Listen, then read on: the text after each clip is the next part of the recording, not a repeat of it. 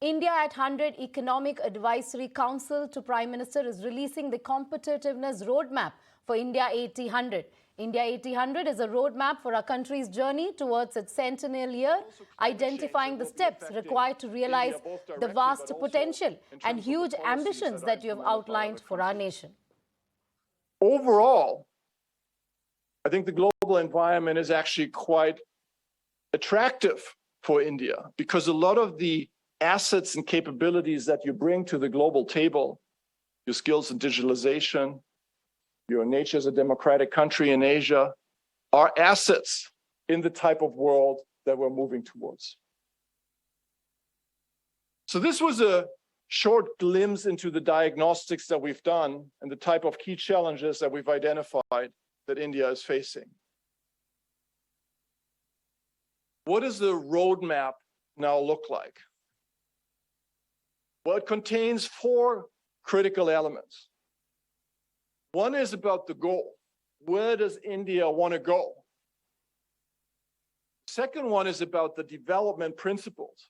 What's the underlying logic of how we see India achieving these type of outcomes? It's all in the world of principles and ideas. But then it's about implementation. So the third block is about what are the policy changes that we would see evolve as a result of these principles. And I'll go into a little bit more detail about these policy changes. Let me say that overall, it's much less about changing wholesale what you're doing, but changing how you do it and how you integrate different types of instruments that the government has already implemented.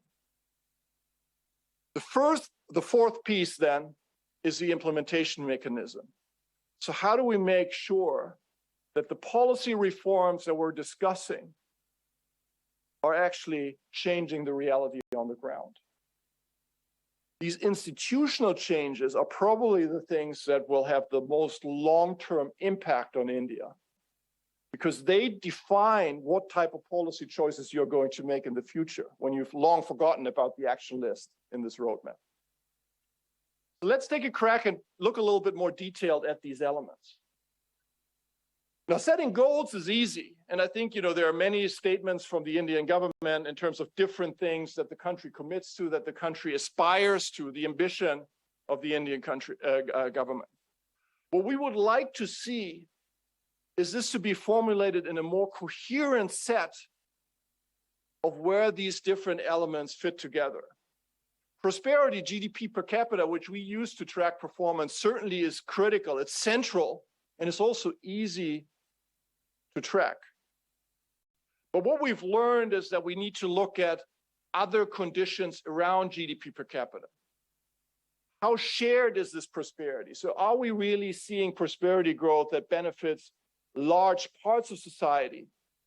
Or is this GDP per capita growth just the result of a smaller group of people doing better?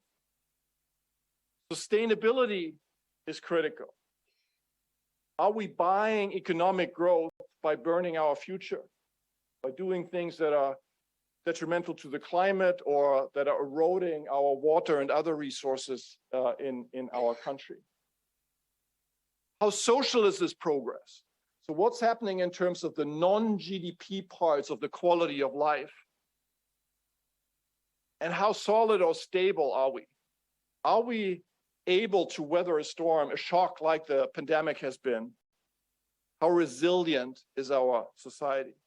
There are trade-offs across these different dimensions. And I think it's important that India kind of has an overall sense of where it wants to go with this in its economic development, but probably something that integrates all of these types of elements. Now, what does this mean for the economic development approach, the principles, what's going to drive these outcomes? The 2 key aspects here. One is the integration of social and economic development. Too often, I think we've seen, not only in India, but in many countries, seen these as 2 different tracks. So there's social policy that tries to make sure that people get access to social services and a minimum.